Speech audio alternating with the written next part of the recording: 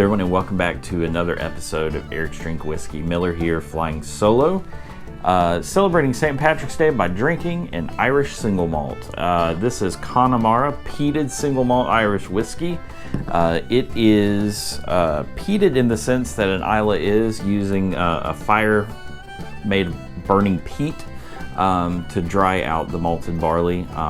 Definitely a rarity in Ireland, but speaks to kind of the heritage of whiskey in that way back when things moved from Scotland to Ireland, and some of those traditions still remain.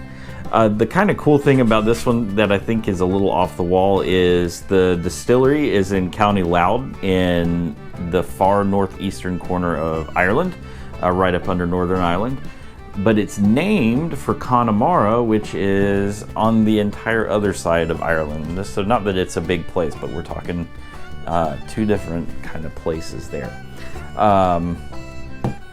Irish whiskey is kind of like Scotch in that it's any whiskey that's made in Ireland. So it's kind of that same, it's got to be made from a cereal grain. Obviously most common is barley. That's where you get the malt part. But you also have some rye and wheats and everything there as well. Irish whiskey is something that I haven't really dabbled in that much. I don't know why. I historically was not a big fan of Jameson, which is one of the most popular brands here in the U.S. One of the cask finished Jamesons really turned me back onto it. I've dabbled a little bit in Sexton, which is another nice single malt Irish whiskey.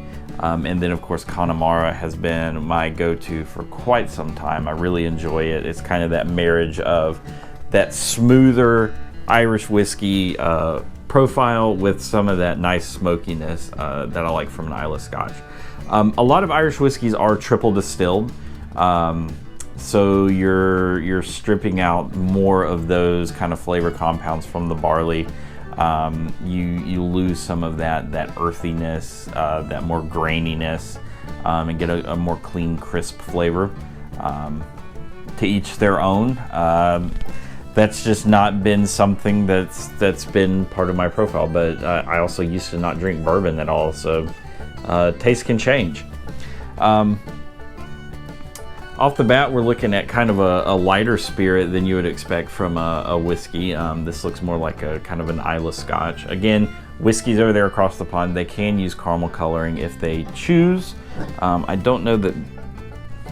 It doesn't say that they don't, but it also doesn't mean that they don't, if you know what I mean. So this is 80 proof. But again, with whiskeys over there, what I've found is even though it's 80 proof, it's going to drink like a well-rounded whiskey. It's not going to be weak. It's not going to be watered down. So here we go.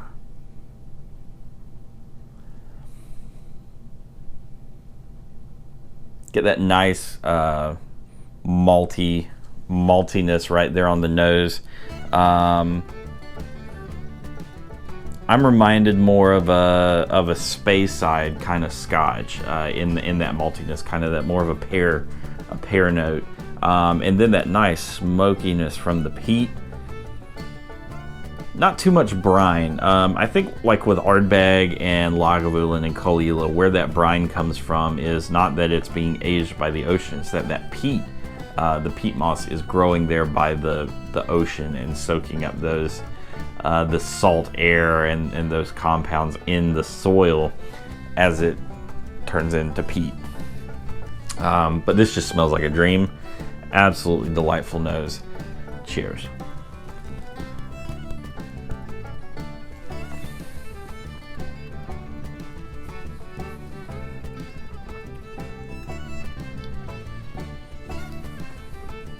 Nice malty. Get that nice smokiness, nice little oakiness to kind of balance out that malty sweetness. Again, it is triple distilled. There's not a lot of oils going on, so it's not a real thick, rich mouthfeel. But that I found that's kind of common with Irish whiskeys. Not a big deal. It's still got a really nice flavor. Again, this is one that I go to again and again because it is such a unique whiskey for for Irish whiskey, and it does kind of have that kind of Scotch feel that's part of its heritage. Connemara, when you can find it, retails for about $50. For the uniqueness, the unique nature of it, that it is an Irish single malt, I have no problem paying that. I think it's really nice. They do have, I think, a cask strength offering floating around out there if you can find it. I've never had it. I would imagine it would be absolutely delicious because this is wonderful at 80 proof. But definitely check out Irish whiskeys if you haven't dabbled in them. Like I said, I'm just getting into them and acclimated to them. There's a very delicate flavor profile there that I feel like with that triple distilled, being triple distilled, you get some different things than you do with a normal Scotch and bourbon. But thank you for joining us to celebrate St. Patrick's Day as I sit here and yammer on with my Irish whiskey. Really enjoy you tuning in to celebrate with us. If you have not yet, check out our other accounts out there on the internet. Our link tree on Facebook and Instagram is up to date. We've also got all the social media information coming at the end of the video. Be sure to also check out our podcast, Eric's Drink Whiskey Non-Chill Filtered. Get some unfiltered ramblings of our opinions on the whiskey world. And also our blog, Eric's Drink Whiskey Straight from the Barrel. That is going to be everything you love about Eric's Drink Whiskey in the written word. So thank you again for tuning in. Happy St. Patrick's Day once again, and until next time, cheers.